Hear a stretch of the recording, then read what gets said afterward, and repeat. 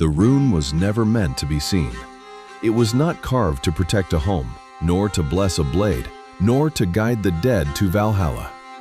It was carved to undo, to loosen the knots that held the world together. And for that reason, the elders of the north erased it from memory, stone, and song. But forgetting does not kill a thing. It only teaches it patience. Einar found the rune in the dead of winter, when even the gods seemed to look away. He was 17, thin from hunger, his breath a pale ghost in the frozen air. The forests had gone silent weeks ago. No birds called, no wolves howled. Snow fell without sound, as if the land itself feared being heard. On the fourth day without meat, Einar tracked a wounded deer into the mountains. Blood marked the snow in a crooked line, leading higher than any sensible hunter would climb. Every instinct told him to turn back, but hunger is louder than fear. The trail ended at a narrow crevice between two slabs of stone. Inside, the wind died completely. The cold followed it, vanishing so suddenly it made Einar dizzy. That was when he saw the stone. It jutted from the earth like a broken tooth, half buried, rimmed with ice. A symbol was carved into its surface, a rune, but unlike any he had learned. Its lines bent inward, folding into themselves. The carving looked wrong, as if the stone had resisted the blade, as if the rune had been forced into the world against its will. Einar reached out before he could stop himself. The moment his fingers touched the stone, the mountain seemed to exhale. Pressure filled his skull. His heartbeat slowed. The world dimmed, then sharpened, every detail painfully clear, and then came the whispering. Not voices, not words. Something deeper, thoughts pressing into his mind, memories that were not his. He saw burning halls, shields split by unseen force, men screaming without mouths. He felt the sensation of being untied, of something essential being pulled apart strand by strand. Einar tore his hand away and collapsed into the snow, gasping. The whispers stopped, but the silence felt fuller now, as if something had stepped closer. That night, the deer returned to the village. It stood at the edge of the longhouses, frozen upright in the snow. Its chest was split open, ribs spread like fingers. Its eyes were gone, smooth hollows staring into nothing.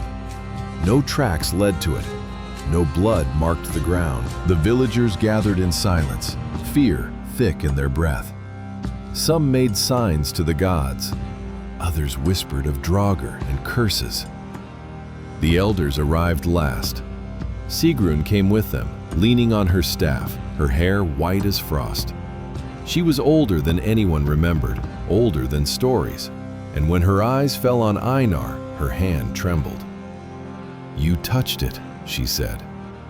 Einar felt the truth of it settle into his bones. The elders called a meeting before dawn.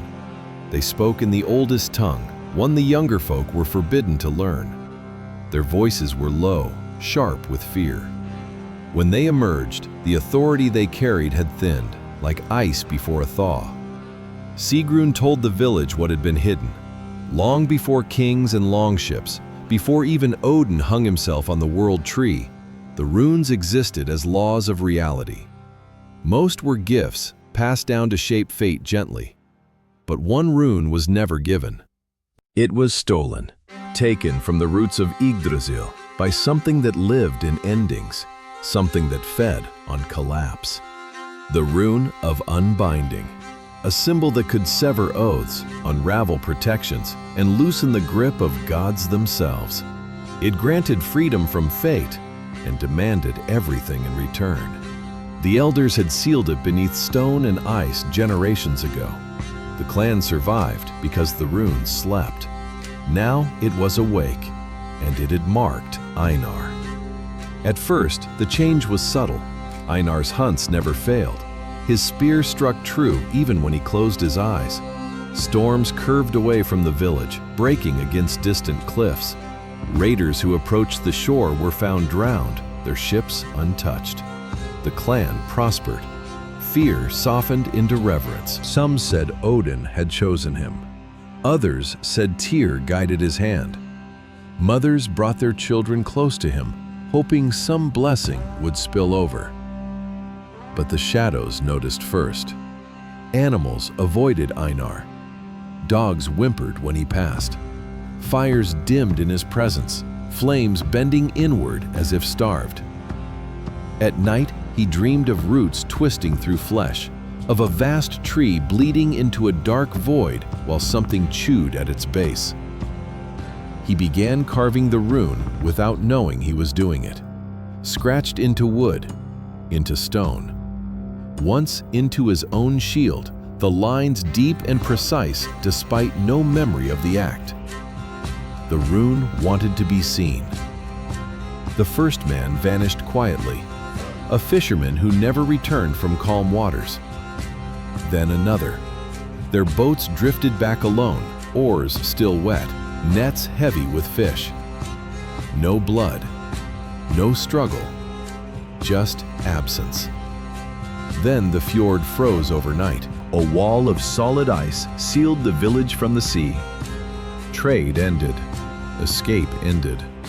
The air itself felt trapped. The elders argued. Some demanded the rune be used to protect them fully. Others begged for it to be destroyed. Sigrun listened in silence before speaking. "You cannot burn a shadow," she said, "and you cannot bury a hunger once it is tasted." That night, the rune collected its price. The ground shuddered. The sky split with thunder that made no sound. Cold light rippled across the village, and the dead returned. Not as monsters, as memories. A drowned father stood dripping beside his hearth. A warrior with a split skull sat at the table where he once laughed. They did not attack. They did not speak. They watched, silent, accusing. By morning, half the village had fled into the forest, madness driving them into the snow. None returned. Einar fell to his knees before the elders and begged them to kill him. Sigrun shook her head.